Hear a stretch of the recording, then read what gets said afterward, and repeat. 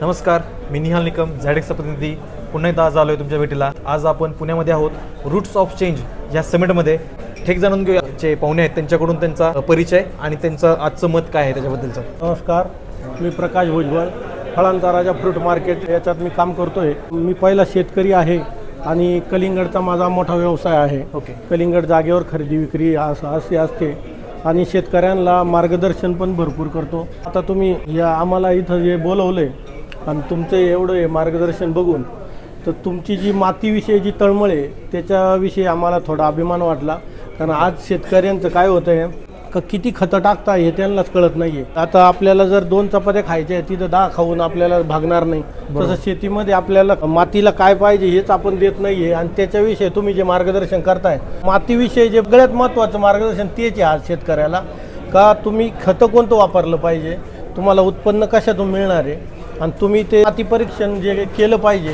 समजा 2 महिने 4 महिन्यातून तुम्ही माती परीक्षण केलं पाहिजे. काही 10-20 वर्ष झालं माती तपासली नाही. बरोबर, त्याच्यात खत किती आतमध्ये तेच कोणी बघितलेलं नाहीये. पण तुम्ही जे हायटॉनिकच्या मार्फत जे तुम्ही शेतकऱ्यांना मार्गदर्शन करताय आणि इथून पुढे ना मातीविषयी जेवढी माहिती तुम्ही द्याल तेवढे शेतकरी समृद्ध होणार आहे. शेतकऱ्याला त्याचा फायदा होणार आहे आणि शेतकऱ्याला फायदा म्हणजे तुम्ही जे सांगाल ते खर्च करायला तयार आहे. पण त्याचा इनपुट शेतकऱ्याला मिळत नाही. बरोबर आहे. मग का मिळत नाही तर त्याचं फक्त मातीवर लक्ष कमी आहे. मातीमध्ये आपल्याला काय दिलं पाहिजे काय नाही दिलं पाहिजे याचे त्याला गणित कळून नाही राहिलं. त्याचं तुम्ही मार्गदर्शन प्रॉपर ज्यावेळेस शेतकऱ्याला करणार आहे तर शेतकरी समृद्ध झाल्याशिवाय राहणार नाही. 100% तुमचा फळांचा राजा जसं तुम्ही म्हणला हा जो यूट्यूब चॅनल तुम्ही काढलाय तर ह्याच्याविषयी कसं सांगा, हा प्रवास कसा काय तुमचा? आता हा प्रवास आम्ही प्लॉटवर गेलो माल खरेदी करायला. त्यावेळेस 4 कोपरे फिरून बघायचं माल कसा आहे काय बघायचा, माल कापून बघायचा. माझ्याबरोबर एक मुलगा असतो त्याला सांगतो कलिंगड काप, मी व्हिडिओ काढतो. काढून ते लाल वगैरे निघलं आणि कलिंगड ज्यावेळेस काढायच्या आधीच 8 दिवस आम्ही चक्कर मारतो. तर शेतकऱ्याला सांगतो याला काय केलं पाहिजे काय नाही केलं पाहिजे, याला कोणते खत औषध अजून वापरले पाहिजे, याची साईज होण्यासाठी, याच्यात कलर येण्यासाठी, याची गोडी वाढण्यासाठी काय केलं पाहिजे काय नाही याचं मार्गदर्शन करतो. आता आमचं काय आम्ही ॲग्रिकॉस्ट नाही आहे. बरोबर. पण जसं ते म्हणताना लिंबाखालचे वकील तसे आम्ही ज्यावेळेस आम्ही ग्राउंडला जातो. बरोबर. तर ग्राउंडला गेल्यावर आम्हाला समजतं का काय केलं पाहिजे, 10 प्लॉटमध्ये काय प्रॉब्लेम आहे, हा कशामुळं आलाय याची माहिती भरपूर होती. आणि आज म्हणा असं आहे का शेतकरी खता औषधवाल्याकडे जर गेला दुकानदाराकडे तो सांगतो माझ्या पिकाला असं झालंय. तो खतावाला खुर्चीवर उठत नाही, शेतात जात नाही. बरोबर. आणि तिथूनच त्याला लिहून देतो याला हे जॉईंट करा त्याला ते जॉईंट करा, हे मारा ते मारा ते मारा. त्याच्यामुळे काय होतं शेतकऱ्याचं जे पहिलं जे शेड्यूल असतं ते पण निघून जातं आणि ट्रीटमेंट प्रॉपर न मिळाल्यामुळं त्या पिकाची सुद्धा नुकसान होती. त्याच्यामध्ये तेवढा माल निघत नाही, पुढं मररोग होती, झाडं मेले जातात. हा प्रकार नको व्हायला आहे. बरोबर आहे. म्हणजे तुमच्या म्हणण्यातून असं आलं की शेतकऱ्यांनी शेतामध्ये जायच्या आधी एक पाऊल मागे टाकून आधी विचार केला पाहिजे काय करायचं. तुम्ही सांगितलं ना तुम्ही 2 औषधं वापरा, बरोबर ना, तर त्यांनी विचार केला पाहिजे का हे 2 औषधं वापरले पाहिजे का, अजून 2 ठिकाणी विचारून ते केलं पाहिजे. नक्कीच.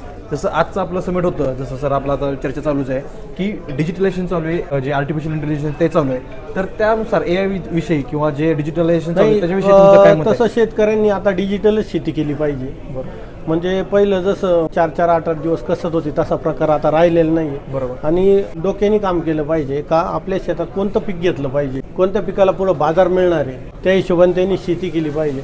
आणि खताचं प्रॉपर नियोजन केलं पाहिजे का आपण शेताला काय दिलं पाहिजे. आता आपल्याला जर ॲडमिट केलं आपला 1 डोस चुकला तर माणूस कोमात जाऊ शकतो. तसं ते आपलं पीक आहे, 1 डोस जर आपण चुकवला तर त्याचा बी होतोय. माझं एकच म्हणणं आहे शेतकऱ्यांना का तुम्ही मातीवर प्रेम करा. तुम्ही ज्या काळ्या आईवर तुमचं ज्यावेळेस प्रेम करणार आहे ना ती तुम्हाला कधीच मागं येऊन देणार नाही, ती कायम तुम्हाला पुढंच घेऊन जाणार. 100% सर. आज आपण तिथं जमलो झॅयटोनिक्सचं पण उद्देश आमचं तेच आहे की मातीला कसं सुधारता येईल. आम्ही भरपूर कंपन्या बघितल्या पण मातीविषयी माहिती देता हे सगळ्यात महत्त्वाचा विषय. मातीवर जेवढं तुम्ही काम करणार आहे तेवढं पुढे शेतकऱ्याला फायदा होणार आहे. ते तुम्ही करताय ना याचा आम्हाला पण अभिमान आहे आणि तुम्ही असंच काम करत जा. तुमची टीम अजून काही जर आम्हाला तुमच्याविषयी शेतकऱ्यांना मार्गदर्शन असेल तर आम्ही तुम्हाला नक्की कॉन्टॅक्ट करू. आपला ग्रामीण भागातला जो शेतकरी आहे जिथं मोबाईलला रेंज नाही तिथं तुम्ही पोहोचलं पाहिजे असं माझं मत आहे.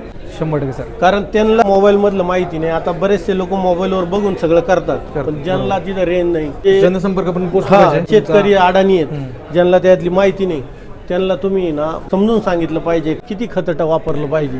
बरोबर. तुम्ही माती परीक्षण करून घ्या, याच्यात पाणी पाणी सगळ्यात महत्त्वाचं शेतकऱ्यांना सांगायचा, तुम्ही 8 दिवसाला पाण्याचा pH चेक केला पाहिजे.